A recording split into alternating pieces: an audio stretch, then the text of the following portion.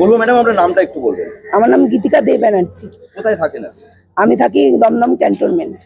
আপনার মেয়ে তো আজকে পরলোক গমন করেছেন, তো মেয়ের নামটা যদি বলেন আর বয়সটা যদি বলেন। ওর সারণী ব্যানার্জি, 13 বছর বয়স। তো কি হয়েছিল? ওর জ্বর হয়েছিল 9-10 তারিখে, আমি বাড়িতে প্যারাসিটামল খাইছি।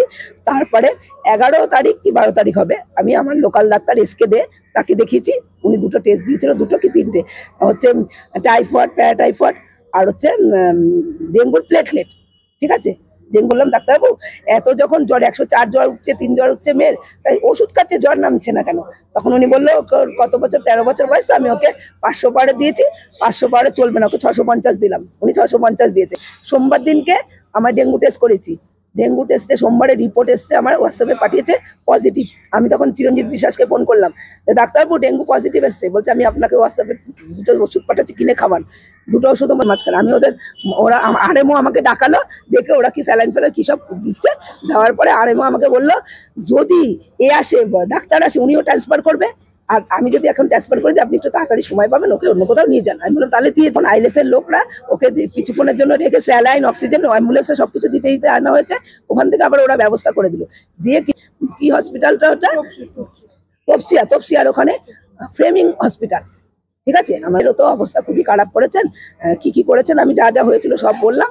বলার পরে ওরা বললো কোনো চিন্তা করবেন না, আপনারা বাইরে বসুন, আপনার মেয়ের প্রপার চিকিৎসা হবে, যেমন খরচ করে। ওরা এক্সরে করে দেখছে মেয়ের ফুসফুসে, যেদিন ভর্তি করেছি সেদিন এক্সরে করে দেখছে মেয়ের ফুসফুস পুরো জমা জল ভরা। ওরা বললো যেখানে ভর্তি ছিল সেখানে ওর ফুসফুস দেখেনি, ওর এক্সরে করেনি। আমি বলছি হ্যাঁ এক্সরে করেছে, আমাদের তো রিপোর্ট জানি না, কিছু বলেনি।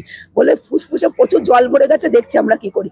বলে পাইপ ঢুকে জল বার করতে হবে, আমরা কি করবো? আমি বলে আপনার মেয়ের জন্য যা করতে ইচ্ছে করুন। ওরা তখন ওই পাইপ থেকে জল বার করেছে, আর আমাদের বললো ফুসফুসের মাঝে যে পাইপটা থাকে সেটা জল বার করতে পেরেছি, কিন্তু সাইডে যে জালিগুলো আছে ছিদ্র ছোট, ওখান থেকে জল বার করা যায় না, মেডিসিনে যেটুকু শুকাবে হবে, এই বললো। তারপরে রাতের দিকে আবার ডাক্তার আসে রাউন্ড করে, তখন আমাকে বোঝালো যে ওর যে ফুসফুসটা আছে জলে চুবে চুপসে হার্ড হয়ে গেছে, ওখান থেকে ওর নিঃশ্বাস নিতে পারছে না, যার জন্য অক্সিজেন কাজ করছে না। আমরা আজ ভোরবেলা 5:45টার সময় আমাদের ফোন, আমরা কয়রাত্রির ওখানেই ছিল, 5:45টায় ফোন করে বলছে শিগগিরই আসুন ভেতরে। তখন আমার দেওর আর আমার যা গেছে, গিয়ে দেখছে ওরা নড়ছে না, ওরা মেশিন দ্বারা হাতটা চলাচ্ছিল, কদিন ধরে চলছিল না বলে, তখন দেখছে সব এই হচ্ছে। আমি একটা কথাই বলবো যে এই যে যার সন্তান চলে গেল সে তো আর ফিরে আসবে না। যার মানে যে এত ছোট বাচ্চারও এত ভালো মেয়ে চোখের সামনে, এটা সত্যি কথা বলতে মানা যায় না। এটা এত প্যাথেটিক, এত কষ্ট লাগছে দেখে, এত কষ্ট পেয়ে মরেছে। একটা জিনিসই শুধু বলবো, যাতে আর কোনো মায়ের বুক থেকে সন্তান যেন না যায়। অন্তত সরকারের কাছে হাত জোর করে বলবো যে যদি ডেঙ্গুর জন্য যদি মারা গিয়ে থাকে, প্লিজ আপনারা ব্যবস্থাটা নিন যাতে আর কোনো মায়ের বুক থেকে সন্তান না যায়। না, এখন অব্দি ধোঁয়াটু নিয়ে ব্যবস্থা নেই। তেল ব্লিচিং দেওয়া হয়, কিন্তু আমি বলবো আরো কড়া ভাবে যেন এর ব্যবস্থা নেওয়া হয়, যাতে দরকার পড়লে সপ্তাহে বারবার করে এসে দেখা হোক, সবাই এসে খোঁজ নিক, বাড়িতে গিয়ে খোঁজ নিক। এইগুলো যেন প্লিজ দেখা হয়, শুধু আমাদের পাড়া বলে না, আরো সব জায়গায় যখন ডেঙ্গুর জন্যই যদি হয়ে থাকে, সব জায়গায় যেন এর করার নিরাপত্তা প্লিজ যেন নেওয়া হয়, যাতে কোনো মায়ের বুক থেকে তার সন্তান না যায়।